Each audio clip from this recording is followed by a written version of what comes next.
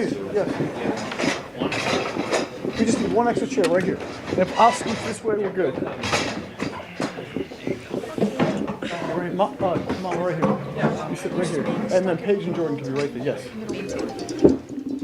Do you want Alexis interested to switch spots? What's that? Do you want Alexis interested to switch spots? You want Alexis? Yes. Interesting. If I could, that would be great. Tristan, I'm not pushing you aside, baby. Yeah, Tristan. Do I have to answer stuff right now?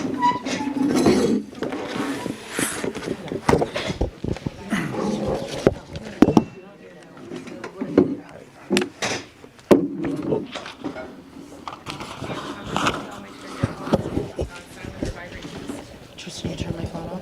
Does anybody need water?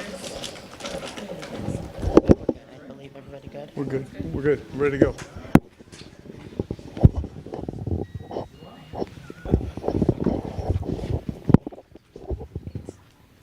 My hair. It's just gonna be. Doing fine. Okay. Thank you all for coming to one of the most important gatherings that the city of Canton has had in its history. I am seated with the Fornash family, and I'm just going to have everybody introduce themselves for the record, and so that everybody can get a chance to just at least say their voice, their name on behalf of Zachary. So I'm going to start here and just go across the room and speak as loud as you can. My name is Marcus. I'm the best friend of Zach, like a brother. My name is Tristan Fornash, and I'm Zach's oldest brother. My name is Bella Fornash, and I'm Zach's baby sister. I'm Alexis Fornash, and I'm Zach's wife. Cassandra White, Zachary Fornash's mother. James Fornash, Zachary's father. My name's Caleb Fornash. I'm Zachary's little brother. This family has done the unthinkable. Just a couple days ago, they got the word that their loved one, Zachary, was killed by a police officer in the city of Canton. The video, as you know, has gone viral. It's gone throughout Northeast Ohio. And this is the result.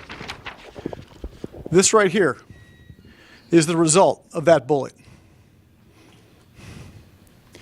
You see Cassandra putting her hand on her son's body as he lay in rest. We all need to look at this picture and understand what it is. We all need to understand what's happening in America and that we need a conversation about safety for all of us. The United States is not a concept for some. The first word I want to point to is united. This family stands united against what happened. The DiCello Levitt law firm and my colleagues and partners here, Paige White to my immediate left, and Jordan Parks to the left of her, are part of a team that is going to bring justice to this family, because we are united. The United States, ladies and gentlemen, is hurting with this family. The safety of ordinary Americans is no longer a given thing here. If you're allowed to carry a firearm in the United States, you ought not end in a casket for walking away from an officer, even if he believes you have one, which he did not. He had a BB gun. I watched the video, and it reminds me of what I think some of us are doing through most of our days, looking at each other as objects, as targets, as goals. It's like a video game, isn't it? There's a man walking away from me. He might have a gun. I'm going to shoot him before he shoots me. We're not going to have a conversation. We're not going to find out what's going on. We're not going to bring other officers to the scene. We're not going to make people safe. And that is exactly what this family needed. Some safety. But there's more. This is the coloring book that Zachary's son filled out during the funeral.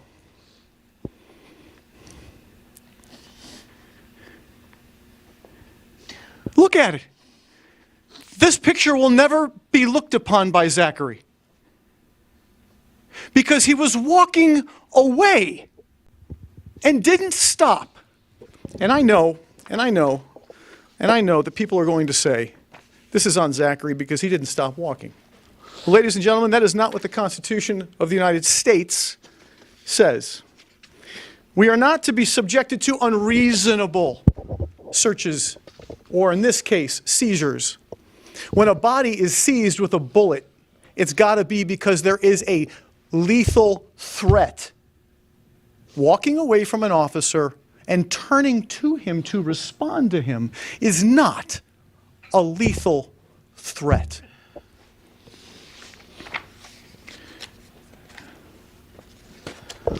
I'm seated next to some strong people. And you know who they have to take care of? They have to take care of this young man. This is Zachary's son. I'm going to leave his name off the record. It's not important. But I want you to look at his face. I want the officers, I'm asking, we are demanding that the city of Canton communicate with this family. They owe this boy an explanation. We are not here to threaten. We are not here to incite. We have always been told on this side of the microphone to be peaceful. We've always been told to follow the rules, that justice takes its time and that we are to follow and seek justice. Tell that to this little boy. That's what I'm asking the chief of police for Canton and the leadership of this city to do. Meet with this family immediately, with me and my team, to have a conversation. Sitting next to me is a very strong man. But this is what it does to you when your son is getting buried. James couldn't even look at the casket at times. James is owed an explanation. This is a time to reach out to these people, not to marginalize them. They've already been marginalized enough. They've already done enough. They're carrying this for the rest of their lives because he was walking away and wouldn't stop walking away and turns towards a police officer and dies.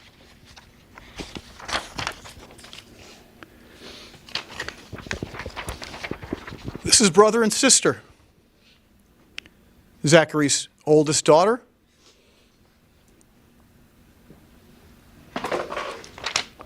And this is a shot that I took of James in front of the casket. Please look at this picture. It's not being offered to shock you. It's being offered to wake you up to what America is dealing with. This is not acceptable.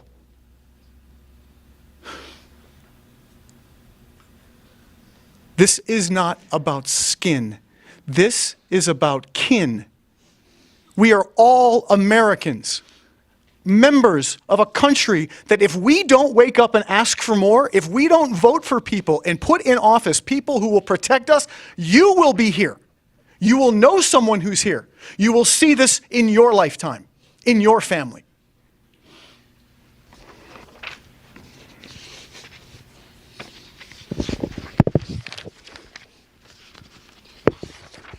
This is the youngest daughter. She didn't even know what was going on. And do you know what I thought about today? I thought about that when she gets to be about any of our ages, old enough to figure out or wonder who was my dad, she might be looking at this video someday. So I'm going to tell her right now, baby, he was a wonderful guy. He was a loving guy. He wasn't perfect, but he was a great guy. He was loved by this family, and he wanted to be with you. And I wish you could have met him. I wish you could have seen his smile, the way he held your brother and sister. I wish you would have seen the way he hugged your mom. I wish you would have known that he wanted to be with her in Mississippi and that they were going to commit and recommit to each other over and over again as they did throughout their young time together. Mr. Mayor, Chief of Police, please have a conversation with us on behalf of this child. We need to have a dialogue. I am not here right now, although that day may come when I have to talk about a lawsuit. I am not here for this family about a lawsuit. I'm here to say to the cameras, to America, to this child, and to you, we want a conversation. And we want it, we demand it, we need it now.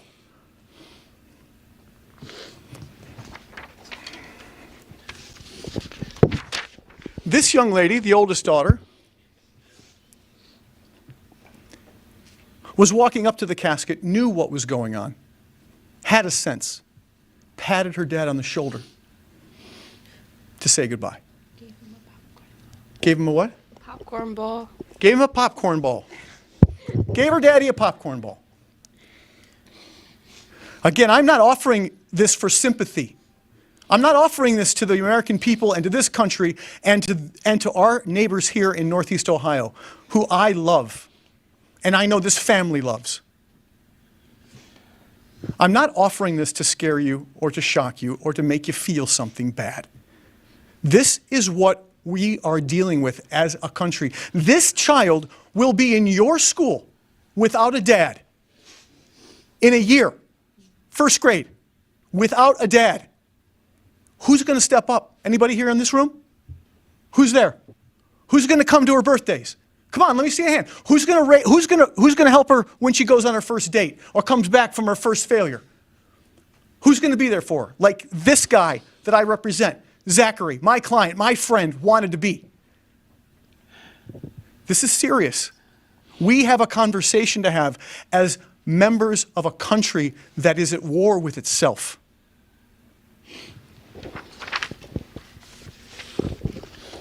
There was a famous scene that African Americans all over this country are aware of, and many of us should all be aware of. And it's when Emmett Till's casket was opened, and the body was shown on purpose by the brave Mrs. Till so that she could tell the whole country and the whole world the violence that was visited upon her son. He's no Emmett Till. But doggone it, Miss Till wouldn't want this either.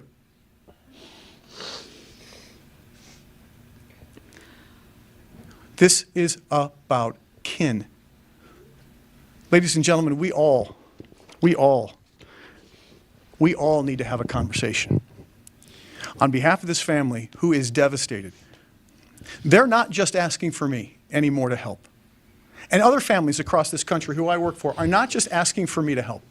They're asking for you to use your voice in the voting booth, to pay attention to what's happening on your streets, to reach out to each other. And I'm going to use a word that might sound a little soft. But how about some kindness? How about some basic human kindness? Because Mom says, Cassandra says, Zachary had kindness. So do it in memory of Zachary, okay? Today, be kind to somebody. I mean that. Be kind. Because no matter how many times I sit in front of these cameras, and no matter how many times I get some justice for families, it is these children that will live with this. The children of this man. And with that, I want to take a moment and alert you to some of the technical problems that we see at the Canton Police Department. I've encountered, as I represent the Williams family, the man who was shot through the fence that he was shooting off his gun on New Year's Eve. He was shot through a fence. So this isn't even the first case I've had in Canton. Within 2 years, there have been 2 cases. There's a problem in the city. We are not objects. We are not targets. We are not threats. We are human beings.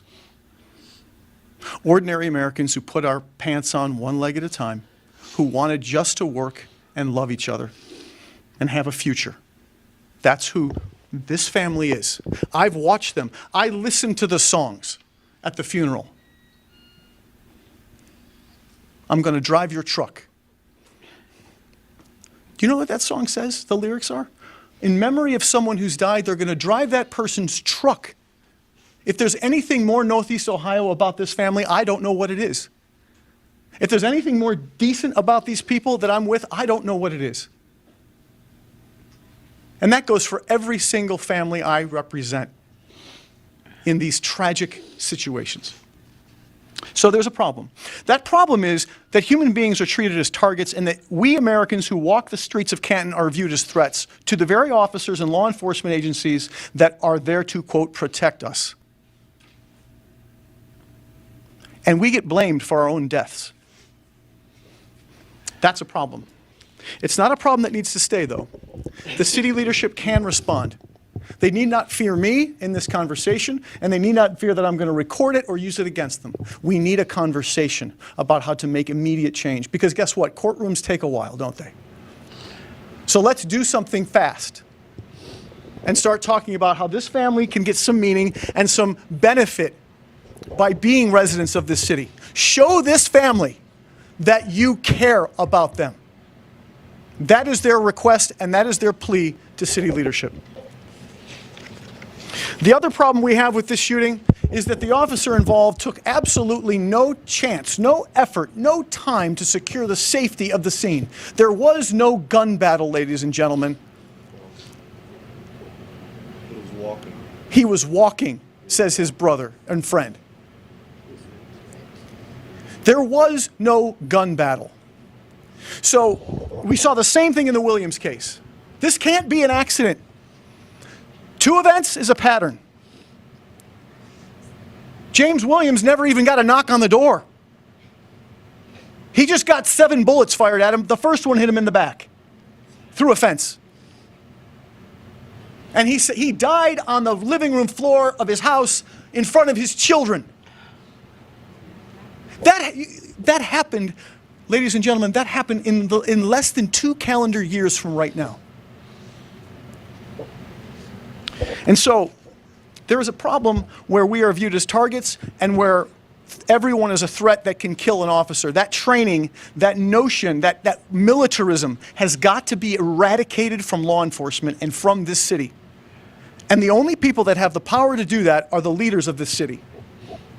They can change that with a snap of their finger. They can have votes, they can gather, they can do things to make immediate change. Here's another problem that needs to change. The review of police violence in this city needs to be meaningful. The review boards that are set up need to be observed by citizens, ordinary Americans who are comfortable with what's going on. And if the chief doesn't like what I'm saying, well, he can give me some ideas about what we can do together to make it better. But those review boards need to change because they're not doing a good job.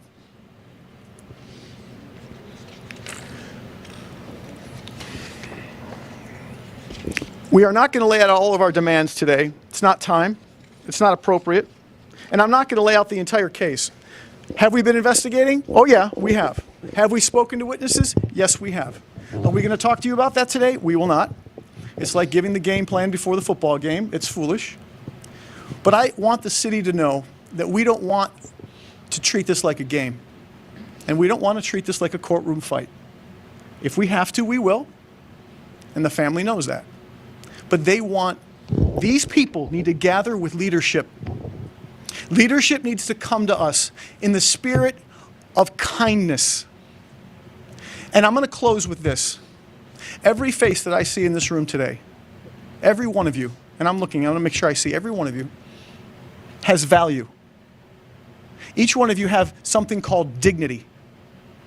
Look at these family members who are now stuck with this. And look at how valuable they are to you, that they don't tear things apart.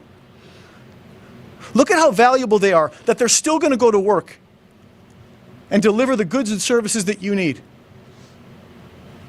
Look at how valuable this family is in light of the fact that they have the integrity to ask for a conversation and a chance to tell their son, their brother, their friend's story. These are heroes. I hear a lot of talk about heroes. And there are heroes in our community. I need to see them, though. This family wants to meet you. Come to us, talk with us. Because these are heroes now who are going to have to carry this with for the rest of their lives and function. Oh, yeah? And take care of some kids. We'll never give up either. And they're never going to give up either, he said. His wife and their children are now like some boats without an anchor. But they have a family that, like a safe harbor, will keep them safe. And for that, I want to thank each one of you, sincerely from the bottom of my heart, for being there, for this family and for these children. For the brothers who I know want to roll up their sleeves and take this out to the streets, thank you for not being that guy. And for the mom who had to say goodbye to her baby, thank you for sitting here and wanting to be here and have the strength to show your face. Oh, my face will be seen. And her face will be seen. You all have value. You all have dignity. And so did Zachary. Please urge, if you know officers in Canton, please urge them to tell the chief to have a conversation. Let's do this together. And let's try to fix the insanity that has befallen this town.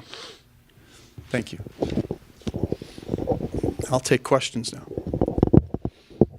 Any family members want to say anything? We appreciate hearing from you. I don't have to, but I'm going to. In the past week and how many days, my family has all been in my house. My son's come from Mississippi. My daughter-in-law is now homeless. She's not my daughter-in-law, she's my daughter. She's now homeless because she cannot go back to her house to watch out her window, to watch where her husband had been killed. And I asked for time. I don't want us swarmed with people at my house, but I'm saying that we are all rallying together, and we will stand for Zachary, and his voice will be heard. Because, like I've said before, my son did not deserve this.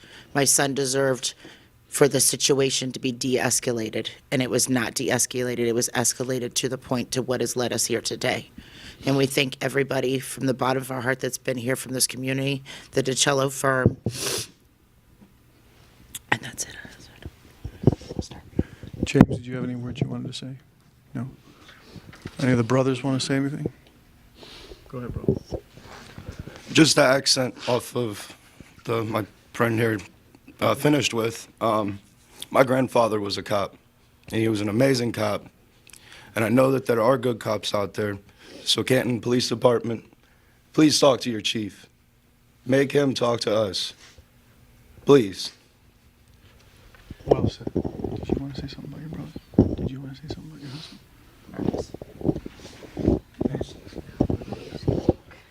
I just want everybody to know that Zach was a human. He was a father, a brother, a son. We live in a state where even if he did have a gun on him, you're allowed to do that. Zach was not a criminal. Zach was not a bad person. So there's got to be some answers. You know, we all have questions, and I want him to be treated like a human, and I want the rest of the family to be treated like a human. And we won't stop until he is treated like a human being, because that's what he was. Beautiful. He was not treated like a human being. No, he was not treated like a human being. His sister said in that moment he was not treated like a human being. He was executed. I was treated like a dog. It's not right, and there never will be.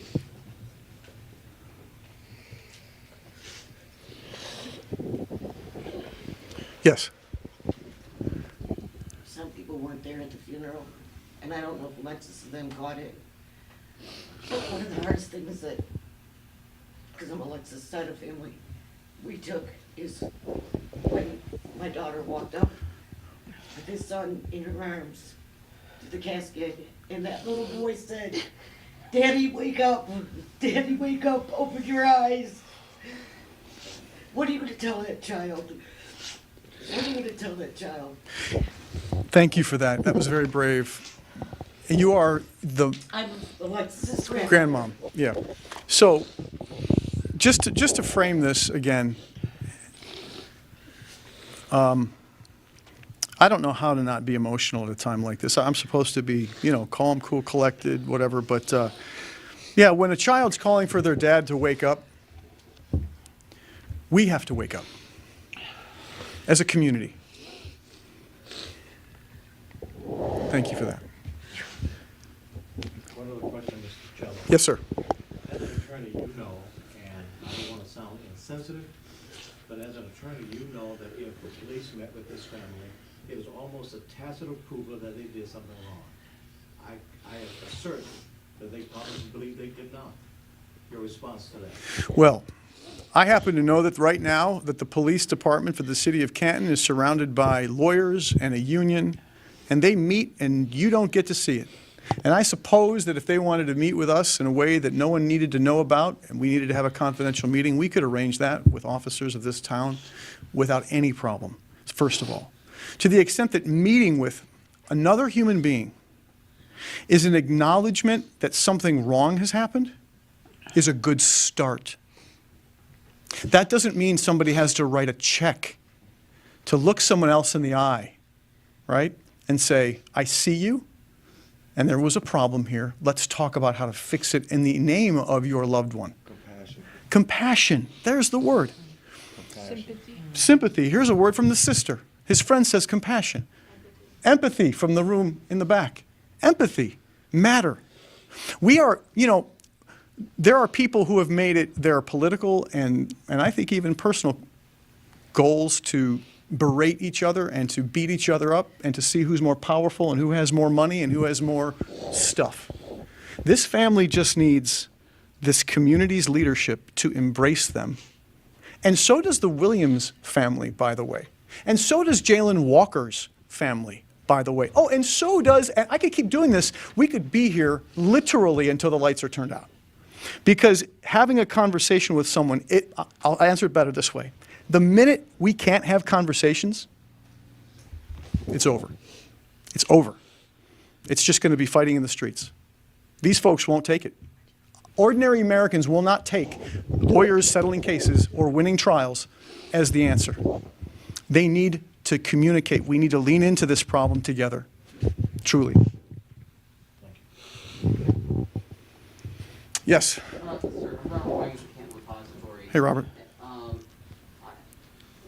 Obviously, you have a meeting with city officials, with the police department. I'm sure this is something that you would want to discuss, but what should the policy be? What should that officer, if he had to go back in time, what should he have done instead? Well, look, if anyone wants to ask the question, and I hope we all ask this question, what should the officer have done different? Just ask what he was in such a hurry for. That's the first simple question.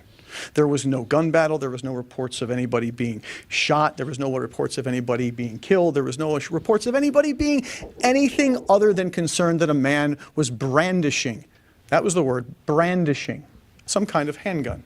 Now, by the way, brandishing a handgun is not a crime. No. You can carry one right now into this room with the proper licensure. So understanding that we have firearms in America, if we're all going to be staunch supporters of the Second Amendment, by the way, an amendment that doesn't seem to ring quite as true for African Americans as it does for Caucasians, well, here we are, folks. It's everybody's problem now. Having a gun in America should not be a death sentence. If you want the Second Amendment, you've got to stand behind it and protect the people who carry weapons. That's a very simple thing. And so the law enforcement officers and agencies of this town do not have an easy job. I'm not going to sit here and try to lay out a policy or a plan right now. That would be, first of all, very insensitive to the family, and second of all, it would be inappropriate. It would be an ad hoc riff. But the fact is, safety is something we can absolutely work together to achieve. We can. We can. Absolutely. it's also something they should have initiated from the start so these situations don't happen. She said it's something they should have initiated from the start. And she's right.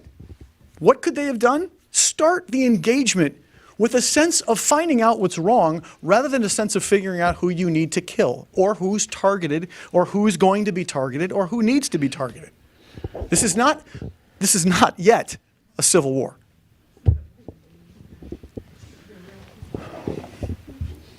Anybody else? Have any other? Yes. Hector McDaniel, Hi, Scott Hector. County NAACP. Yes, sir.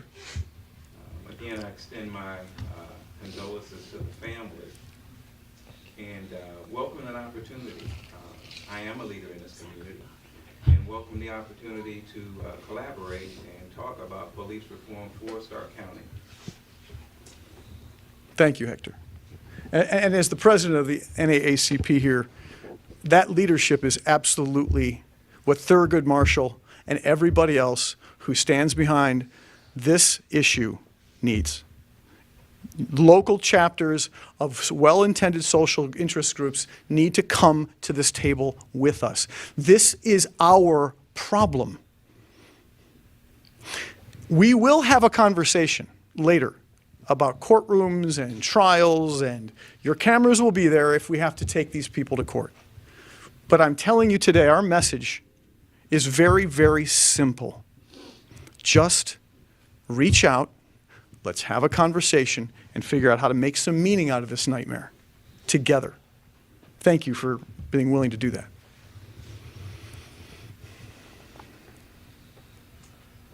Sir, I know it sounds like you're reluctant to talk about possible litigation now, and I totally understand that, but are you able to give us some insight as what the courts have ruled about situations like this? Like who is to blame, who's liable? What are you able to tell us about that? Well, briefly, there is a lot of case law that's very well established that lays out when officers are supposed to or are allowed to use lethal force. The critical issue is their lives have to be in danger, and they have to reasonably understand that to be the case. A reasonable officer has to act in a reasonable way, kind of thing. I'm not, in a second, I can't quote, and I won't quote chapter and verse right now, but the point is, turning around and looking in the direction of an officer after he's yelled at you to stop, and you do that, should not end in your death. That's not reasonable. And that is going to be the essence of what we're going to deal with in court. Yes. My name is Sarah Mason. Yes, Sarah. Community activist here Yes. in Ohio. I've been working with the family since day one as well, and I just want to point out how, how different the interaction with that officer would have been if, instead of getting out and screaming at Zach, it would have been, "Hey, buddy, what's wrong? What's going on tonight? Why are you out here? I got a couple calls. What do we need to do to get you a resource so that you're in a safe place, whether that's behind bars or in another facility?" Yeah. It's the lack of resources. And I also want to point out how the side of town it happened on, that side of town has continuously been pushed and pushed and pushed into poverty. And so that town is targeted. That side of town, that area is targeted by our police. That boy, Zach Fornash, was hunted like prey. Yes, and it's, he was. like you said, it's not the first time. And you pointed out James Williams, Yes. but there was another boy, Jerron Nero, that was murdered by the Kansas City Police Department in the same neighborhood on New Year's years prior. And so it's like that neighborhood is known for that. Had that neighborhood been provided the resources, and if that neighborhood was nurtured the same way that we nurture downtown in the Hall of Fame, they wouldn't even have the issues. Zach probably wouldn't have even been in that predicament that night because certain needs would have been met. So it's a lack of resources as well. So that is also something that we need to feed into our community. So I 100% agree with everything that you're saying. I just wanted to point that out because that part of our community is marginalized, is like put out and not in a position to be successful. Not a single person in that neighborhood, unless they are fighting every single day to get out of it, is gonna get out of it because that's how much they've oppressed that side of town. And so it's important to rehabilitate that entire community so that this doesn't reoccur. I appreciate that. And to echo or answer and address not only what you just said, but some of the questions here from the media, this is not productive where we yell at the officers and say, you did bad and now you're gonna pay and blah. We're gonna hold off on that. We know, we're angry.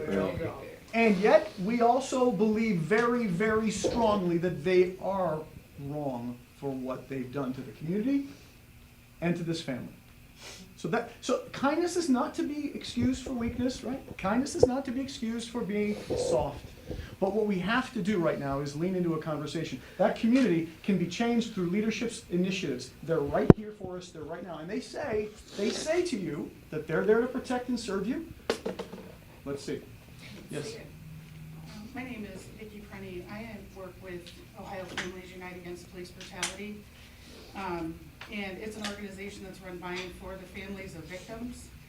And I don't normally speak out, I usually kind of sit in the back, but I just want to point out that if you really truly care about police, you wouldn't want them to carry the burden of killing someone with them for the rest of their lives. We already know 40% of police admit to abusing their families just in the normal day. What do you think this does in their families, in their communities? Not just that day, but for the rest of their time being a police officer, for the rest of their time being on earth. So we got to start thinking about it too, that we don't want people that have done things like that to wreak havoc on our community and try to make whole as a community. I appreciate that. I've been interviewed a lot on this issue. And I often hear it said, and I hope all of us think about this. One side or the other of this conversation, your mind goes to right away. In this room, we are here with Zachary. We are here with Zachary's family, right? So it's hard for us, isn't it, to think about anybody else right now than Zachary. And if you're on the police side of things, it's hard to think of Zachary. But we have to think of each other to solve this problem, to address this problem. So the invitation is here. That's why we came to give and offer today. We think this is a groundbreaking invitation, frankly. You don't often hear this. But this family stands for this. We are in this to win this. We want this to end. So we again call upon the city leadership to meet with this family, and hopefully we won't have another press conference where I lay out the lawsuit that would follow. Sir, obviously, you want to have this conversation with the city. And obviously, Mr. Fornash, he's obviously not coming back, and that loss is forever. Thank you, buddy. Appreciate it. Obviously. And I wanted to acknowledge that, and I didn't mean to be insensitive.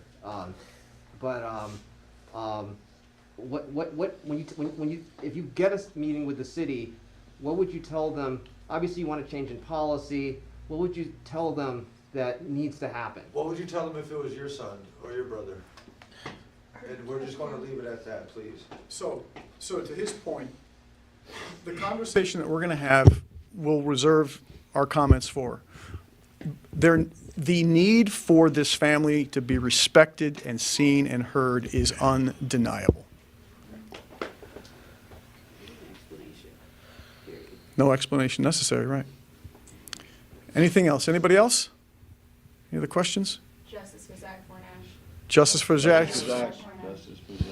Justice for Zach. Thank you all for coming. Thank you, guys. Thank you.